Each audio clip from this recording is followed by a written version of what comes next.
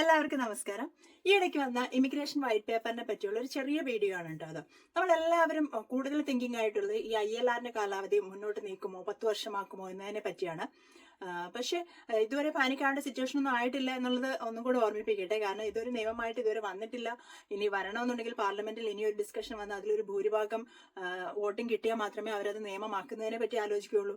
അതിനു മുന്നേ ഇനി പബ്ലിക് കൺസൾട്ടേഷൻ അങ്ങനെയുള്ള പല കടമ്പകൾ കിടക്കാനുണ്ട്. അപ്പൊ അതിന് ഈ ഒരു വർഷം അവസാനം വരെ, ഒരു പക്ഷേ ഈ ഒരു ഗവൺമെന്റിന്റെ കാലാവധി തീരുന്ന വരെ സമയമുണ്ട്. അപ്പൊ അതുകൊണ്ട് പാനിക്കായിട്ട് മറ്റു രാജ്യങ്ങൾ നോക്കി ഓടേണ്ടതായിട്ടുള്ള സമയമൊന്നും ആയിട്ടില്ല എന്ന് ഓർമ്മിപ്പിച്ചോളട്ടെ. എന്നിരുന്നാലും വേറൊരു രാജ്യത്ത് പോകുക എന്നുള്ളത് ഓരോരുത്തരുടെ പേഴ്സണൽ ആയിട്ടുള്ള ഡിസിഷനാണ്. അപ്പൊ ഇവിടെ നിൽക്കുന്നവരാണെങ്കിലും ഇനി പോകാൻ തീരുമാനിക്കുന്നവരാണെങ്കിലും ഇനി വരാൻ പോകുന്നവർക്കും ഇവിടെ നിൽക്കുന്നവർക്കും വേണ്ടി ഒരു നന്മ ചെയ്തിട്ട് പോകാൻ നിങ്ങൾക്ക് സമയമുണ്ട്.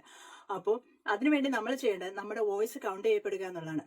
ഈ രാജ്യത്ത് നമ്മൾ പല കാര്യങ്ങൾക്ക് വേണ്ടി പെറ്റീഷൻ റേസ് ചെയ്യാറുണ്ട്.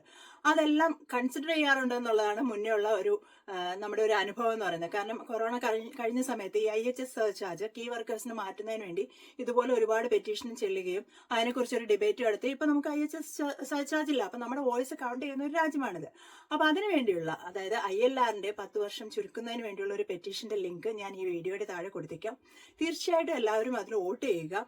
കാരണം 1 ലക്ഷത്തിന് മുകളിൽ വോട്ട് അതിൽ ലഭിക്കുകയാണെന്നുണ്ടെങ്കിൽ പാർലമെന്റിൽ അതൊരു ഡിസ്കഷൻ ആയിട്ട് വരും. നമ്മുടെ വോയിസ് അവിടെ കേൾപ്പിക്കാനുള്ള ഒരു അവസരമാണ്. അപ്പൊ അത് മറക്കാതെ ചെയ്യുക എന്ന് ഓർമ്മിപ്പിച്ചോളുന്നു.